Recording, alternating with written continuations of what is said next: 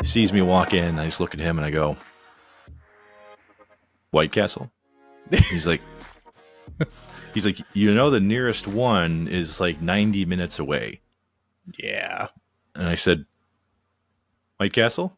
And he's like, White Castle. Yeah. You son of a bitch, okay. I'm in. Yeah. So, dude, we seriously, on a Saturday night, both of us were, single men in our prime-ish. Yeah, we drove like an hour and a half to Lake Geneva, middle of the night, to go get White Castle. I say these were times when like fast food places like between like White Castle and McDonald's, like they were either open late or just didn't close. So this is at kind of like I want to say kind of like the dawn of that era in the fast food industry, because normally you basically, if you wanted to stay up really late and go get something to eat, your best bet was like a local diner that didn't close.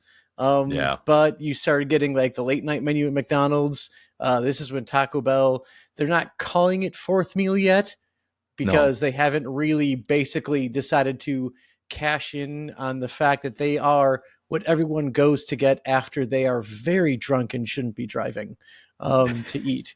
So this is where we just finally start getting this late night, for lack of a better word, single out of shape, like dude, like food, or, stoner food that people just go out to get.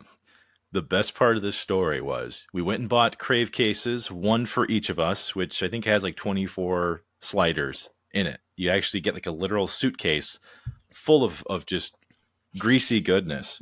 And of course I got the jalapeno cheese, which you just have to get when you go out there. Okay. Mm-hmm. Well, my brother and I were like, we were well over 300 pounds. Okay. We were large men.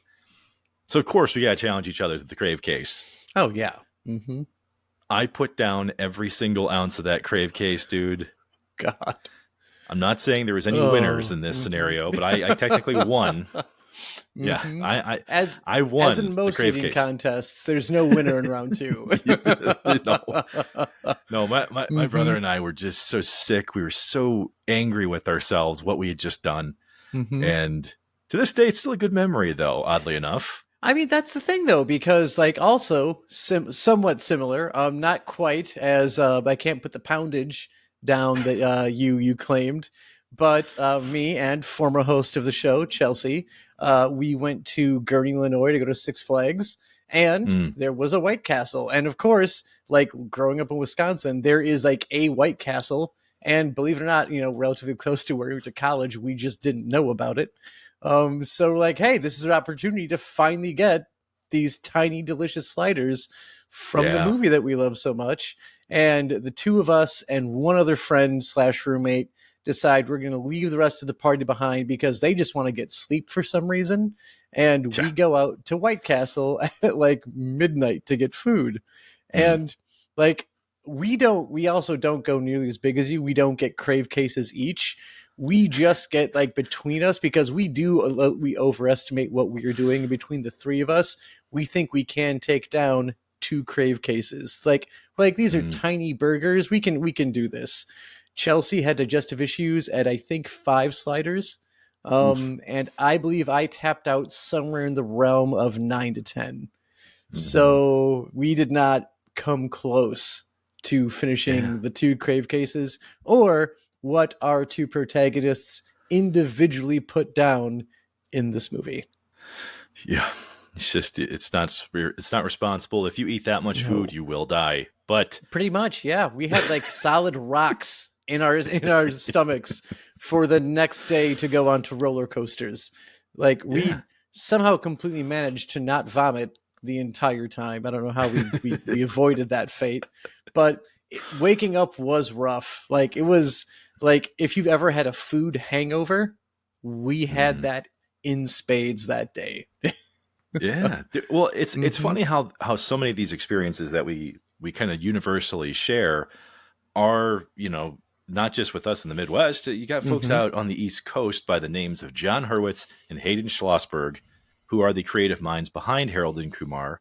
you might remember them if you've watched the Cobra Kai series, which is a fantastic piece of nostalgia and brand new mixed together. But they actually based this on their experiences from Randall High School in New Jersey. So John Hurwitz, big fan of White Castle, but he lived in Mm-hmm. Pennsylvania at the time, so there was actually no White Castles near him whatsoever, and his family had to bring him frozen ones, which just, God damn it, they don't taste the same. No, and again, this is also something that I always avoided because we sold those at the grocery store that I worked at growing up, Mm-hmm. and there was one employee who would always get the White Castle sliders and have them for lunch at least 3 times a week. And I would just see those things come out of the microwave, and I knew immediately that this is where the DARE program had succeeded. And I knew just to say no if they were offered to me. Oh God, absolutely have to say no. And the funny thing is, man, it's like we've got like the butterfly effect here that works just a little bit, because potentially this wasn't going to be about White Castle. It was actually going to be about Krispy Kreme as the main like food focus of this film. But when it came Mm-hmm. time to start to figure out the details, they went, think we're going to back off of the stoner comedy thing. We're going to let White Castle take this one. And I don't think they look back. No, no, there is really a lot going on with this movie where it seems to be like, again, on the surface, two guys getting high and going to look for food. But Yeah. along the way, there's a lot of unpacking you can really do with this movie.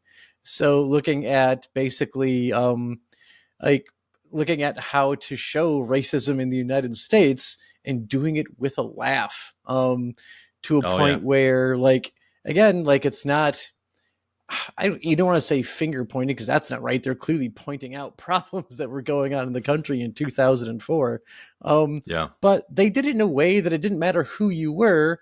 You could laugh at it and understand, and still at the same time understand there's a problem. And I think Yeah. like few people can do that and do it very well. And like this is like where like Dave Chappelle comes to mind, where he can get anyone to laugh at his comedy when it can be about some of the worst things out there. And while at the same time, it doesn't, like, the fact that this is a problem doesn't escape you. It's just that you can deliver it with a laugh and let you know it's an issue. And that's something that this movie does very, very well.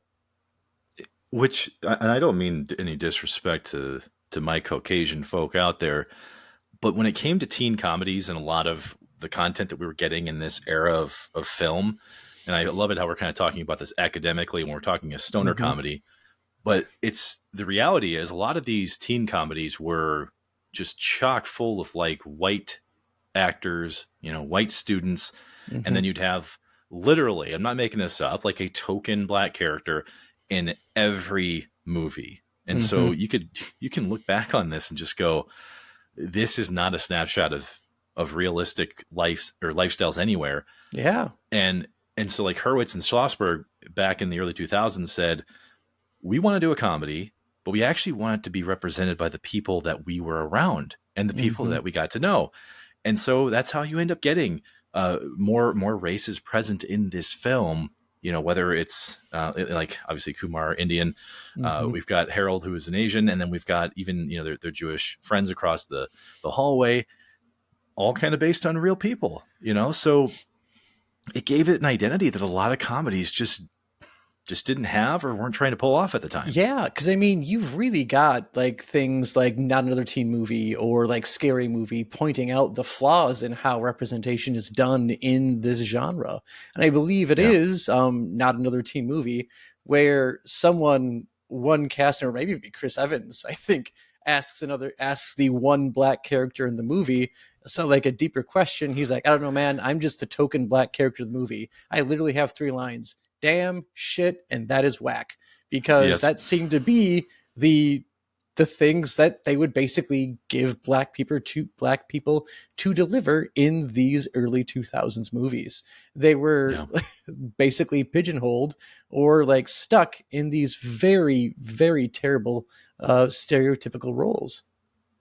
And I mean, it's crazy to think that before this point in time, studios wouldn't take a chance on this kind of film. And it was actually because of like two younger executives at New Line Cinema that even gave this the light of day. They were like, you know what?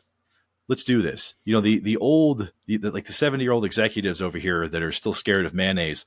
I don't think they're going to Mm-hmm. go for this, but we will. So, Mm-hmm.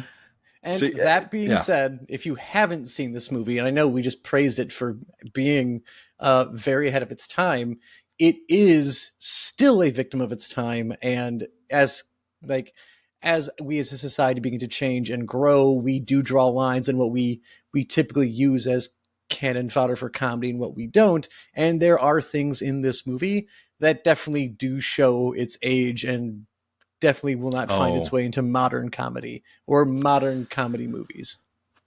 yeah. The way that these characters talk to each other, I don't know if you want to call it like hazing or Mm-hmm. this is what early 2000s dudes were saying to each other. I, I'm not obviously this age anymore, so I Yeah. can't explain Mm-hmm. what children or teenagers are talking like. But when I was watching it at that time, I went, yeah, this seems believable to me. Oh I, yeah. I Mm-hmm. I've heard people talk this way to each other. But case in point, though, we have headliner or people headlining this film.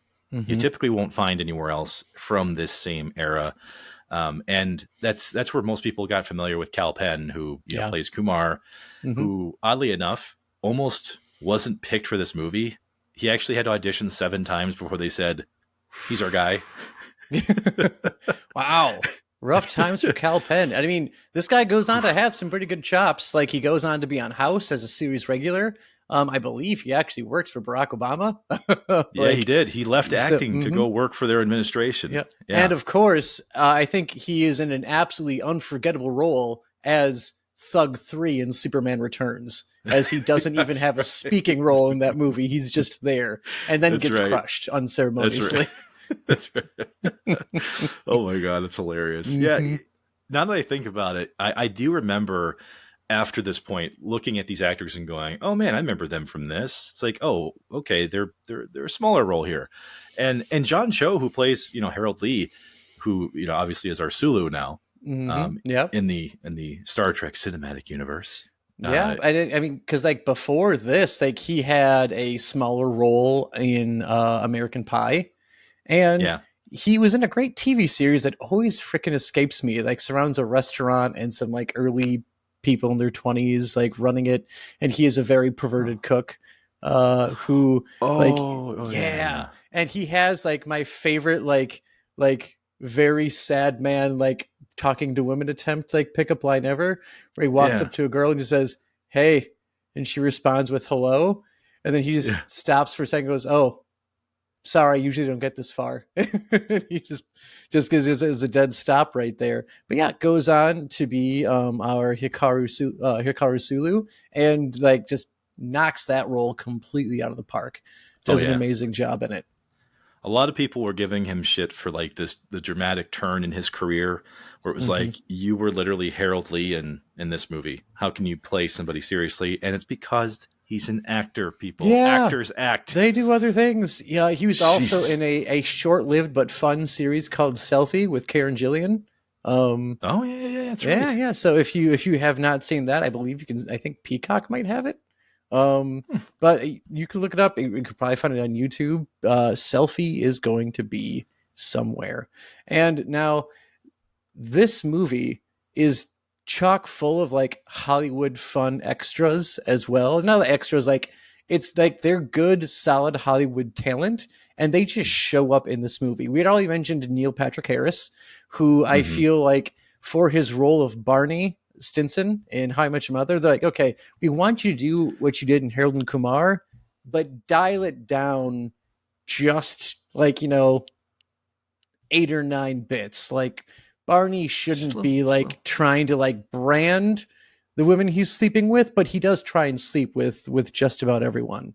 Yeah. But we also have Fred Willard in this, so if you know Oh. your comedy chops, he's like kind of right away in the beginning. Yeah. Rest in peace, Otherwise, by the way. yes, rest in He peace. passed away in 2020. Oh yeah, during the plague year. It's always. Mm-hmm. Which did he pass away of COVID, or was something unrelated? I don't know. It's hard to tell at that point in Yeah. time. We just kind of slapped it on everybody's death certificate. So, Yeah. cause of death. But in a much more happier note, Anthony Anderson does make a appearance in this. So if you are not familiar with him by name, if you've watched the first Transformers by Michael Bay, he is in there as well. He gets he eats all of the donuts and then quickly says, "Don't talk to me, criminal." Also has his own show, Blackish, which had a pretty good run for quite a while. Yep. And from Mad TV, we had Bobby Lee shows up in here. Yes. Which absolutely hilarious actor, Bobby Lee. He is hands down one of the funniest people on Mad TV. Whenever he's on the screen, his tank character kills me every single time. Yeah. Oh yeah, dude. He's a big comedian now. He's got a really popular podcast, and it I think you almost forget that that's who he is, because he plays this so nondescript role, but he has he has several lines. And when I went back and watched this probably like 6 years ago, I was like, holy shit, that's not the same guy, is it? It is. Bobby fucking Lee. Yeah. And then also showing up for peak hilarity, Ryan fucking Reynolds shows up in this movie as a nurse with just the tiniest crush on Kumar. But marijuana. But why? Oh my god! It's okay. I'm not sweating. No, you're glistening. You just chocolate. God. God Christopher Maloney of Law and Order is here. Officer Stabler, Detective Stabler, if you're unfamiliar, also shows up in Man of Steel for a movie there. And then Malin Akerman of Watchmen, who's Silk Spectre in this movie as well. So we just have a ton of people in this movie where it's almost like you before I can't forget, because every time like I find myself on a long road trip and having to pull aside to use the bathroom, I always expect Jamie Kennedy to meet me at a bush because of this movie. Yes, okay. We are definitely going to get there. Yes. There's three other names that I wanted to shout out quickly here, because for people that have watched teen movies of this era, actually a little bit predating this, you have Ethan Embry, who I think anybody who watched a 90s teen movie would recognize his face, maybe not his name, but he's been all over the place. And then their roommates across the hallway, Goldstein and Rosenberg, played by David Krumholtz and Eddie K. Thomas. So Krumholtz, we know as Mr. Universe in Serenity.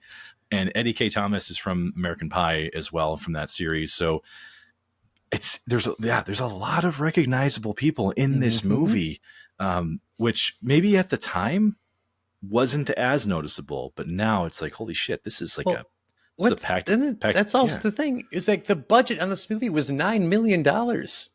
How did they get all of these people for $9 million? And granted, like at the time they were not all the names that they are now. Yeah. But still, like Ryan Reynolds at that time is pretty established. For a cameo, he's at least probably 1/9 of that budget, I'm assuming. Yeah. Well, so it box office 23.9 million, damn near 24. But to your point, Kal Penn made like 75K making this movie.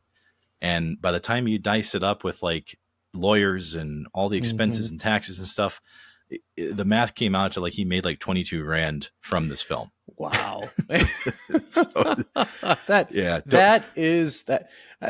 That's robbery right there. Like, holy crap. You're not going to make retirement money off of this one, but no. Here's the thing. Labor of Love.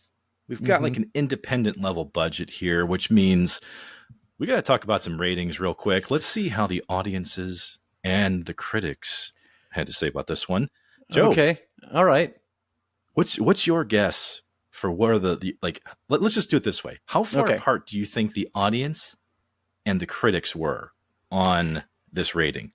I think they're going to be not like a fine line apart. I think they're going to be like a Grand Canyon apart on this one, because this is one where I think critically as a movie, I think people are going to rip it apart because it just seems like an outlandishly stupid comedy at points with just one unbelievable incident after the next with very and they'll say probably there's not enough focus on like the undertones and issues in society. So I feel like they would probably try ripping that apart, whereas the audience would go at it and just like you're there for a good time. And that's what this movie does. It is pure entertainment. So I think audience is going to love this. Critics are going to either be like it was okay or hate it.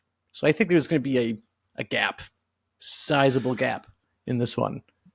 Well, Joe, you are correct that audiences loved this movie. They gave it an 80% on Rotten Tomatoes, That's good. but the critics gave it a 74. Oh, 6%. That's not bad. Only 6% gap. Mm-hmm.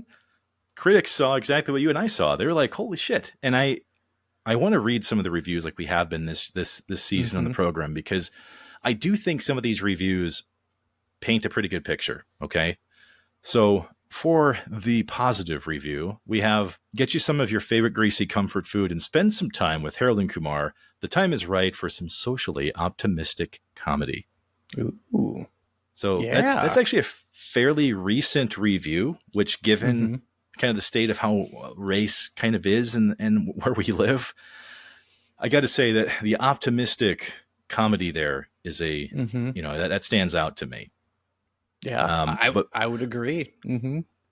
Yeah, which shifting more to the neutral side, we have to their credit, John Cho and Cal Penn do have a nice chemistry, even if they're stuck in a dead end film. Ooh, ouch. Oh, that's like a guy interviewing Michael Cera and Jonah Hill after Superbad and asking them how does it feel to either be in one movie for the rest of your life or be typecasted, and asking if their careers are over. That's a kick in the pants right there. That hurts. Yeah. Oof. It does hurt, but this is the truly negative one, which is there's an audience that will appreciate this, but they may struggle to see it through the smoke. And really, if we're talking about stoner comedies here, okay? Yeah, these guys are clearly smoking weed. We get it. Like that that's a shtick, but in no way does it feel like a shtick in every single Seth Rogen movie. No. Nope. Right? I would argue that Seth Rogen's focus on getting high, like Pineapple Express, like there's like multiple montages of getting high in that movie. Whereas in this one, two. One. There's one high montage and there's one very vivid fantasy about a giant bag of pot. Oh god, it's one of my favorite cutscenes or whatever you want to call it. Like it's just one of my favorite, just ridiculous over the top sequences of a comedy. I think it's second to Harold's like dream sequence with bullets, my only weakness. Yes. How did you know? Like Yeah. oh my god. Which is hilarious given the budget of this movie. Like they were able to actually do some decent like asides from the main story and all that. Obviously this isn't a special effects, blockbuster or anything. To your point though, this movie feels like what some of my like late college, early professional career kind of felt like. And when I watched Harold and Kumar as a high schooler, I thought, yeah, this is great. This is like a peek into the future kind of thing. But over time, the more I realized was that to me, like Harold and Kumar are not two separate people. They're actually one. And I felt this way because, when I was in college, yes, I dabbled and I tried some fun things. I also had to balance the professional side of my career though, and letting go of some of that. And I feel like it was like two versions of myself living together and trying to, get through life. I mean, what was your take on, the idea of these two different people, these stoners versus being productive members of society? Well, like I see them as two different people, and that's just because I think when I look back at like my first like college roommate that I had when I was in UW Whitewater, I very much saw the two of us like kind of mirroring these two minus like, like neither of us like really got like we're getting high like all the time or constantly or really ever. Um, but like I felt definitely the like kind of like the burden of needing to succeed. So I didn't skip classes no matter what I did the night before. I did my homework. It was done on time. It was done to the highest ability I could do every single time. And if it wasn't, I tried redoing it. Like I tried to a T to do as well as I could all the time and to do what was expected of me by either my family or the university or anyone who was watching me. Meanwhile, my other friend, who, yeah, not to be named, but may have popped up in an episode when we talked about an anime, definitely was just there for a good time and may have had no fewer than 26 grandmothers die in his college career. And they were used as excuses as to why he couldn't go to a final on time over several times. So he definitely found ways to like kind of push things around and like put off the responsibility because in his mind those responsibilities were abstract. Like they're placed on us by society. He thought it was bullshit and he'd get to it when he felt like getting to it. So I very much saw like them as two different characters because I identified with one, which not to say that like what I experienced is the same sort of like societal pressure that Harold or people or Asian people would experience, but I definitely had that sense of duty and supposing to and needing to be or needing to perform well. Whereas my friend is like, nah, fuck it, we'll get to it eventually. I think that's what's great about this, man, is that when we first saw this movie, we might have just looked at it as let me pick out pieces of characters that I think are kind of like me. But it's funny that for a comedy, you can kind of imprint yourself on aspects of either both characters or maybe one specifically. And I don't do that with many comedies. Usually I'm just kind of like going, yep, I'm just here for the ride, but in this one I did kind of match a little bit with both of them. And I don't know, maybe that's why I love it so much. But yeah, I think again, like the importance of representation within a movie or in media is very important for everyone, which is why it's so great to start to see the diversity in this film, because sometimes it is just really good to see someone who looks like you being on screen. And other times it's great to have someone who, like in this case, like Harold, who is a very different person than me, yet I identified so much with Harold throughout this movie. And especially his like the sad inability to speak with women for a good chunk of my life, or like the inability to figure out when women liked me. yeah, I cannot tell you the amount of times where like we'd leave a place and someone would say, "Hey, that girl was into you," and I'd be like, "Really? Should we go back?" And they're like, "No, it's too late. You've screwed it up. You have to go again." I'm like, "Oh, okay. I guess we'll try next. Better luck next time. Here we go." I do love that how when he sees their neighbor who he clearly has a crush on, and it goes through the sequence of like what he wishes he would have done, and then it shows what he actually did. Just awkward silence the entire time. Oh, yep. Yeah. Oh, that is fantastic. It's just perfectly encapsulates those who do what another movie explained so well as putting something on a pedestal, and just overthinking everything instead of just start with hello, my name is, and go from there. That's all you really have to do. There's something funny about this that has nothing to do with like that whole mentality. One thing I always like to do with these properties is point out something that you're going to notice throughout certain sequences. And one part of this like early portion of the movie is actually Kal Penn and what he's wearing. And in one sequence, he's wearing a shirt that says, "I love Bush, but not the president." And then it shows, a graphic on the shirt. There's also another one though, where it says Microb across his shirt, and it has this little like angry looking face on it. And fans of South Park will know Microb is a horrific dish that Eric Cartman absolutely hates. But Microb is also apparently a band of one of the director's nephews, which is why Kal Penn wears this shirt like throughout most of the film. Yeah. So Mm-hmm. Like for Harold, his style of dress is fairly consistent throughout the entire movie. Yeah. Mm-hmm. It, yeah, Kumar. No, if you watch Kumar, his shirts are like drastically different scene to scene, and it's worth paying attention to the next time Mm-hmm. you take a gander at this film. Yeah. Another thing that's pretty much constantly changing, not constantly changing, but always showing up in the film consistently from one spot to the next are the extreme douchebags that are here in this movie. When we say extreme, it is basically think of a Mountain Dew commercial in the 90s and make them all assholes. And that is what you have as the bullies throughout this movie. They drive like an 86 Ford Bronco painted Go Man Go orange.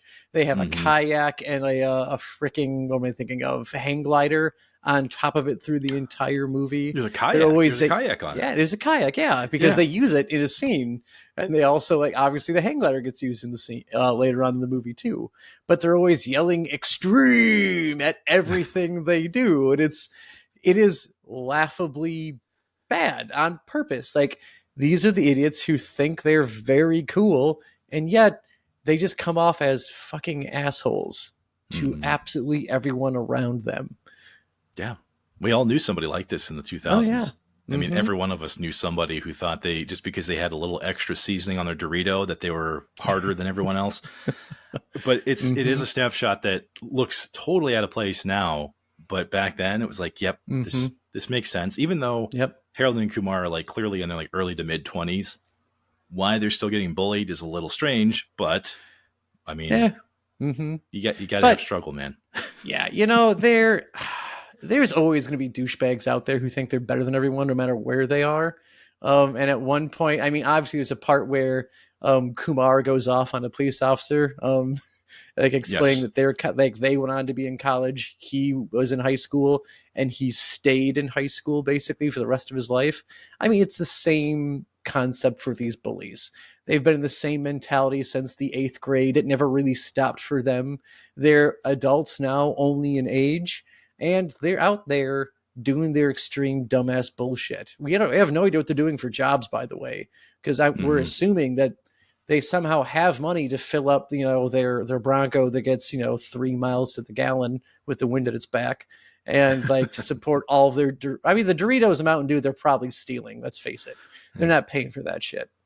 I mean, it's foodstuffs. I mean, you can get deals. You can get. They were still giving Mountain Dew away when you looked under the cap back then. So That's true. there's some believability with that. But I think the truly immersive part of this movie, despite all the other stuff we've talked about, is the fact that these characters are struggling with things that everybody struggles with at this point in time in their lives. That's why the representation is so important, because you get to see that like every race, yes, we have nuances and there's differences between us, but then you also can see how so many of our struggles are universal too.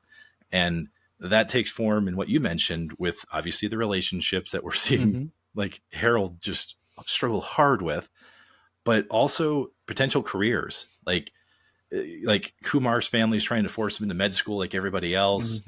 Harold is trying to do well at his job and, trying to toe the company line, even though the company is kind of fucking him over. Oh, they're douchebags. Yeah. But Junior analyst seriously, at that, but still. yeah. But I mean, that's still reality for a lot of people, dude. Oh, it's yeah. not just 2004. This is still something that people are going through all the time. And so, And yeah. And the fact that parents will always age and say things they don't understand that are funny to us. Like Yes. when Harold is getting, not Harold, when Kumar is trying to like get out of a conversation with his dad, he goes, "Oh, come on, Dad." And his dad responds with, "Daddy's not coming on to anything."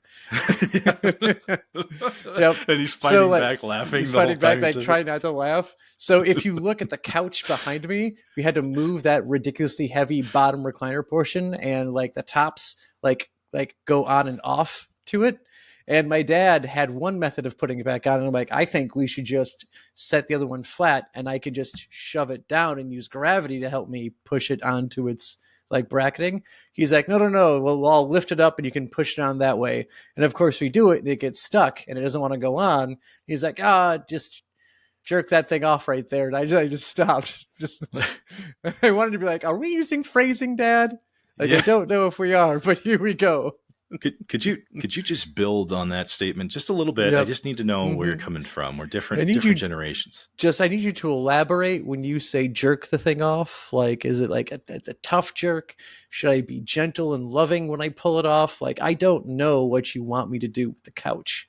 I'm looking Yeah. for pointers. You know, when I look at like films like this, because raunchy is what I hmm mean, it's just a natural segue. We're talking about jerking off and going into the raunchy territory. Almost Yeah. every teen movie has that raunchy like label attached to it. Oh yeah. And even hmm there's even parts of like American Pie that I looked at where I went, yeah, you're calling it raunchy, but we're kind of specific to like 3 scenes, right? Yeah. Yep. I And this is in the. These are 3 scenes in the unrated edition. That eventually shows up for all these. Like, this has an unrated edition. Eurotrip had an unrated edition. All the American Pies had unrated editions. And nowadays, it's like, we just fucking release it as it is. There's no unrated things. Like, nope, it's all fun smut. Like, enjoy. yeah, but this one doesn't really hold back, right? Like hmm like right away we're being introduced to Kumar like shaving his pubes with hmm Harold's nose clipper. Uh, hmm moments later we've got the roommates talking about Katie Holmes getting naked Oh in a my movie that they're gosh. waiting to see. Which, that also a timepiece, because this is when internet porn, very sketchy, and that, like, you've got like a literally a 50-50 shot of a virus or malware, whatever you click Yeah. on. And if like celebrity porn was like a very big thing for quite a while before like sex tapes were a thing and you'd actually see the person, it would always be some sort of random porn star from either like Europe or some other part of the world, and a poorly like photoshopped image of like a celebrity's like face on that body. It's Mm-hmm. like, oh, that's not them. So when a celebrity would actually get naked in a movie, that was a big deal. It's like, that's like, yeah, she's a good, wholesome girl, and I'm gonna see her boobs. Like, it's like, yeah, because that's the only way you're gonna see them. Like, you're not seeing them any other way in this day and time. There's one line David Krumholtz will never be able to live down, which is the things I'd eat out of her ass. And you're just like, Oh my if god. if if you hadn't seen Krumholtz in a lot of things yet, Mm-hmm. you'd be looking at this and going, "Holy shit, this guy's filthy," but I love it because mm-hmm. he plays such a wide range of characters that this one is he has a hilarious line in the second one, which maybe we'll review one day. Oh But my god. Mm-hmm.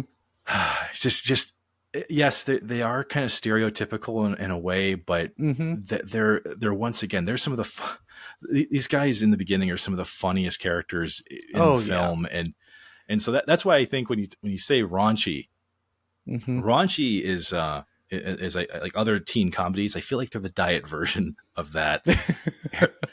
Harold and mm-hmm. Kumar actually carries the raunchiness throughout. There's not a whole lot of breaks. Like you've got consistent scenes. Like we're talking like with things like the raccoon having rabies and Oh my god. like Mm-hmm. spitting blood all over Harold.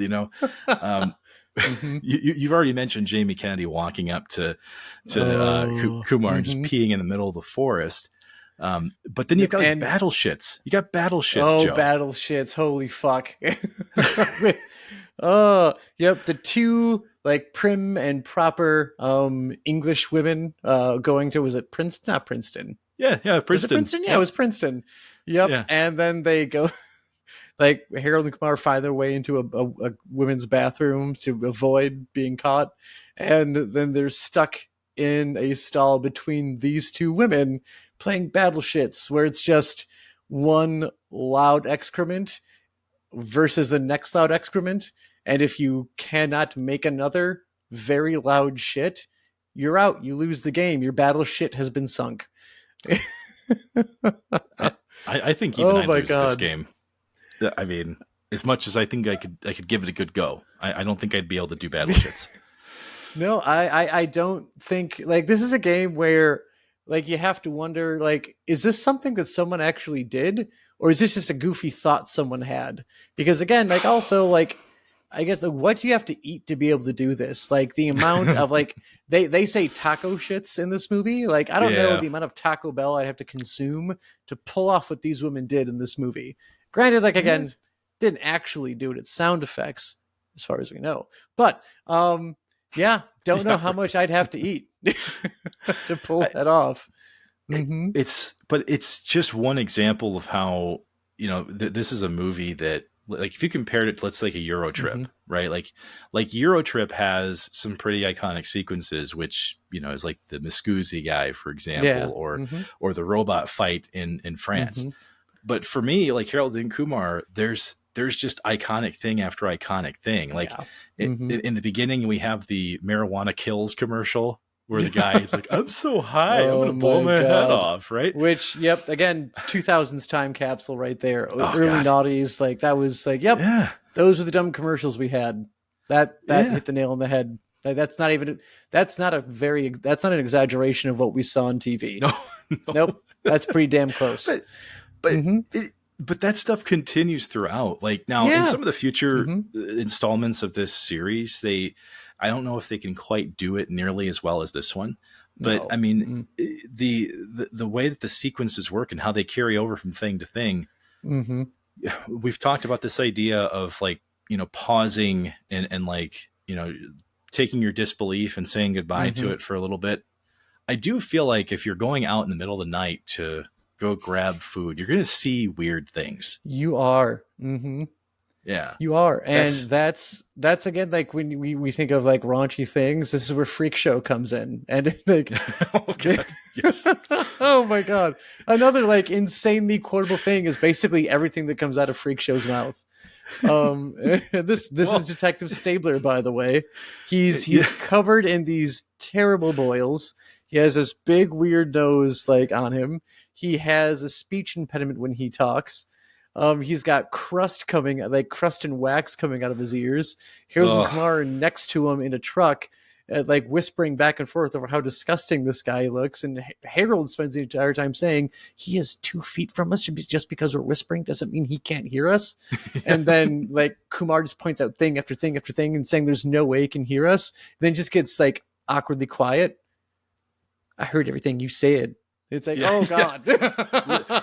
Really, like really quietly too. Like if you haven't seen this movie before, or you haven't seen it a whole lot, the way he says that, it's so soft, almost like he's so disappointed that it, like, oh, someone made fun of me again. But like it's under his breath. He's like, yeah, I heard you say it.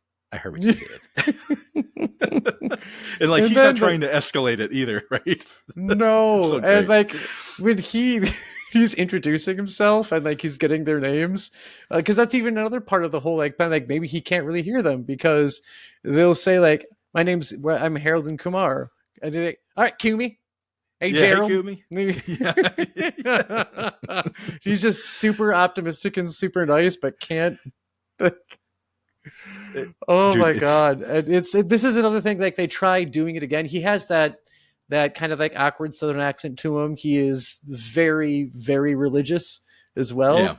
Yeah. Very much loves the Lord. And this is something that they try repeating in the second movie. And while what they do in the second movie does have its like giggles to it, like nowhere near as hilarious as what they pull off with Freak Show and his wife in this movie. Yeah. I do agree with you on that because I think it is the likability of Freak Show, even though he's like horrific to look at. But the whole sequence is like painted like this horror sequence, and then it ends up not being that at all, which is that's what the whole point of that sequence was. It's like there's no point in that where like you have solid footing as a viewer, but it at no point was it like, oh, I saw this coming. Like it's just none of that happens in this entire sequence, which I think is what makes it so great, because this is like the setup to what makes Neil Patrick Harris's appearance. Oh my God, yes. Like land so hard as it does. Oh, you know, like because it is. I say this is someone who I think a majority of us out there, it was literally like we had Doogie Howser. and then it was Harold and Kumar Go to White Castle, and we didn't see Neil Patrick Harris in a whole lot between those two things. Starship Troopers. Of course, he was in Starship Troopers, which like smaller of like the three like roles in that, because I think even Denise Richards' role was she had more speaking lines in that movie than PH did, but like he is himself, but he is very much a caricature of child actor in this movie more than Neil Patrick Harris, because as we know, Neil Patrick Harris is gay, and in this movie he is a womanizer to the millionth degree. He is like he's like snorting coke off a hooker's ass out of a sunroof at one point. He talked about how he banged every hot piece of ass on Doogie Howser, except for the one nurse. He never went all the way with her. And just stares. which I think is what's great is that either not a lot of people knew that he was gay at the time, or it was a complete like just that wasn't something anyone really knew mainstream wise. And so for him, it's kind of the perfect role because, like you mentioned, he's kind of in obscurity for maybe 10, 15 years. He comes back in like one of his biggest, most high profile appearances. And this is the movie that everybody's like, holy shit, NPH. In the flesh. Like he's yeah. It's like, sup? It's like what? Like, what the shit? Who is this man? Bro. My God. I left some blood stains in the back. I'm sorry. You'll see.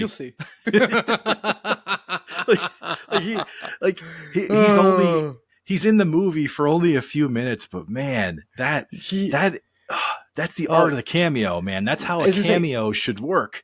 Yes, because when he is there for those few minutes, he has you. He has everyone paying attention to him, where you could have like very suddenly a quick switch to Harold and Kumar. They could be naked from head to toe and we wouldn't have noticed because Neil Patrick Harris was there and he's just completely commanding the scene. Dude, the first time I saw it, I remembered that like I couldn't look away. I was like, wait, that's fucking Doogie Howser. Doogie Howser. but like, why does he seem like he's stoned out of his mind? And then I'm like, oh, because he is. Oh my God. Oh, yeah. Okay. This is making sense now. But like his like cameo in this is so well done that I kind of feel like the writers of How I Met Your Mother had to have been paying attention and went, yeah, let's put that in our show. We want that for Barney somehow. Yep. But again, we have to water it down for TV a little bit. So yeah, this is network TV. Have that. Yeah. Yes. So when we look back at the fact, again, this is 2004, and it's just crazy to think of how old this movie is now for those of us who remember seeing it was brand new. But also, again, Mark, how crazy do you think it was for New Line Cinema to actually take on something like this? Well, kind of how we opened this. I think it was nuts for them to give it a shot at this point in time. I mean, we talked about how on our TikTok, how like 4 years before this, the Make 7 Up Yours campaign was too provocative for the Super Bowl commercial ads, right? So we're only a couple years removed from that. And I still think that there was a lot of people that were wearing tighty-whities and, not ready for this kind of stuff. And so I do think it was kind of a crazy move by New Line, because I feel like New Line for, probably a good 10 years, right? Like we're talking like Teenage Mutant Ninja Turtles, Dumb and Dumber, like they were taking chances on stuff like this. Yeah, and didn't they do the first Mortal Kombat movie too? Like, yeah, they did. I'm pretty sure they did that. Which again, as you know, for the most part, video games into movies, not a winning formula. And they had made, to that date, the best video game based movie ever with that first Mortal Kombat movie. Annihilation, not so much. But then like they give us something like Blade coming out closer to this movie, and that was a huge, that's a movie that saved Marvel. Again, we're talking about a time when Marvel as a comic book company is declaring bankruptcy, they have to axe like entire like lines. The 2099 line had to die, and so did other things. And Blade comes along and is a hit, and it makes it so that the Tobey Maguire Spider-Man that we all love so much is even possible in the first place. So they have taken chances, but they also have a reputation to uphold at this point in time. So, like you said, this movie was a departure from like the stuff that they had succeeded with, and was, I would have to agree, a risk for them, and a risk that I'm very glad that they took. I am too. I mean, and we're not talking like MCU blockbuster, box office performance here, but we are talking a movie that made 3 times its budget back, and that's impressive. That's very impressive. Mm-hmm. Yeah, I mean, for a movie that's called Harold and Kumar Go to White Castle in 2004, if I had no understanding of any other movies, I'm just looking at the titles, I'd go, "What the hell is that?" Like what the shit's going on? And so, yes, I do think it was a bit crazy to see this happen at this point in time, but I think it is a kind of a diving board for a lot of other people taking chances with, telling stories that involve race, but don't just make it about race. Right. Yeah. And I think it was important for a lot of people to see these characters do the things they were doing and not have, undertones on everything. Right. Yeah. I mean, just I had one friend at the time when we saw this, and he compared it to like a Ferris Bueller's Day Off. Obviously, not in the sense of like it's the same movie, but Ferris Bueller's Day Off was a coming of age movie for a generation. It was something that like I think older audiences could maybe laugh at here and there, but kind of write off the rest of it. And I think this was the same thing. Obviously, like there is like the stoner comedy part of it that was definitely completely absent from Ferris Bueller's Day Off. But there was an important message to Ferris Bueller's Day Off, is that you have to actually take time out of your life to enjoy life every once in a while, because it'll be over before you know it. And in this same idea, this movie is trying to get us to understand what are the important aspects of our life, and that we have to actually take a chance at getting those things that we want, because we could only have so many of those chances. And whether it is asking out like the person you've had a crush on since you moved into your building, or if it's finally like figuring out your calling or what it is that you want to do with your life, and telling your parents to stick it, even though they may have been right. It's that same vein. It is this post-college, I'm supposed to know what I'm supposed to be doing, but I still kind of don't. And we start to approach now finally knowing what I should be doing with my life. So I agree with my friend in that aspect, is that it's that same idea. It is an audience now at a certain spot in their life, and this movie speaks to them directly, and no matter who they are. And while our characters in this movie may not know how much time they have left, we actually do with regards to this program, because it is time for us to go. And with that, we do thank you for listening to Digital Dissection. As always, we appreciate everything the Dissection crew does for us week after week. Your support does go a long way. And if you happened upon this show by accident, why not drop us a review or a comment on the show? We also love hearing from you, so why not drop us a line at digitaldissectionpodcast@gmail.com, where we always welcome your ideas for future shows, conversations, and maybe a good place to eat one late night. And until next time, keep on dissecting.